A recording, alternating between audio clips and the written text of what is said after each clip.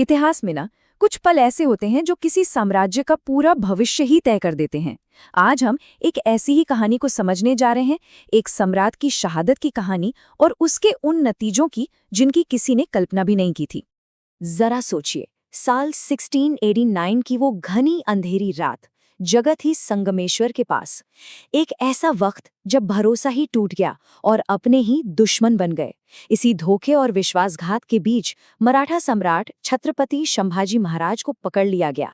तो अब इस कहानी के दो सिरे थे। एक तरफ थे जंजीरों में जकड़े हुए संभाजी महाराज, जिनका आत्मसम्मान चट्टान की तरह मजबूत था, और दूसरी तरफ था बूढ़ा हो चुका लेकिन बेहद महत्वाकांक्षी मुगल बादशाह औरंगजेब, जो अपनी जिंदगी की सबसे बड़ी जीत के बहुत करीब था। ये उसी का एक दाव था। और फिर वो पल आया जिसने सब कुछ बदल दिया। आमना सामना हुआ। औरंगजेब ने एक प्रस्ताव रखा, जान के बदले धर्म, इस्लाम कबूल कर लो और तुम्हारी जान बख्श दी जाएगी।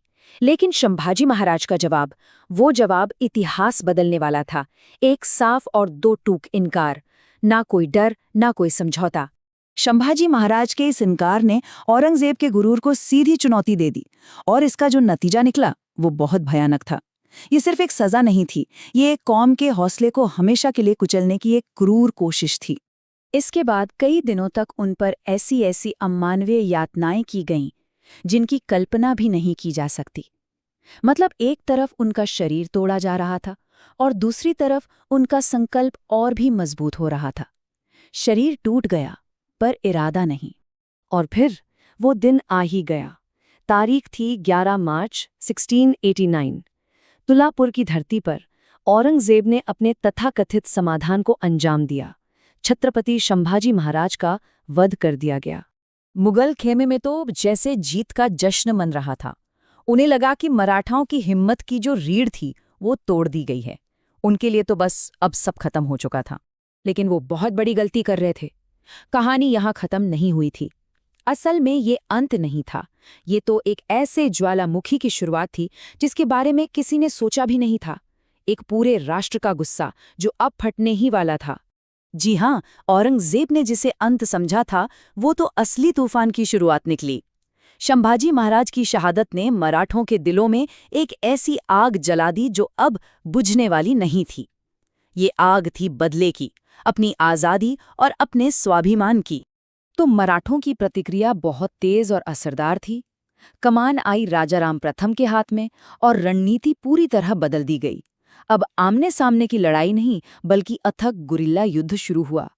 उन्होंने मुगलों की विशाल सेना को दक्कन के पठारों में चारों तरफ खींचना और थकाना शुरू कर दिया। और इसका असर क्या हुआ? शाही खजाना खाली होने लगा और मुगल सैनिकों का हौसला बुरी तरह टूटने लगा।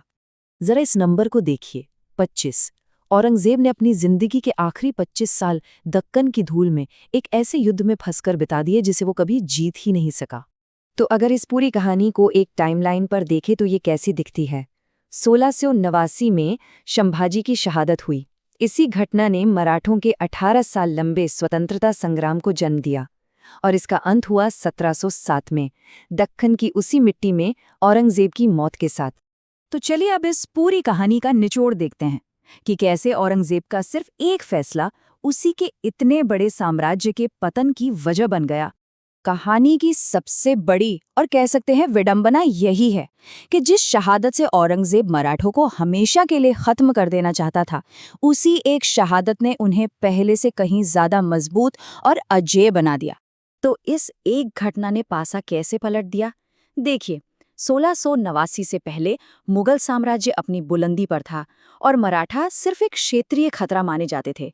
लेकिन 1707 के बाद तस्वीर बिल्कुल उलट गई। मुगल साम्राज्य अब ढलान पर था और मराठा शक्ति दिल्ली पर अपना परचम लहराने के लिए तैयार हो रही थी।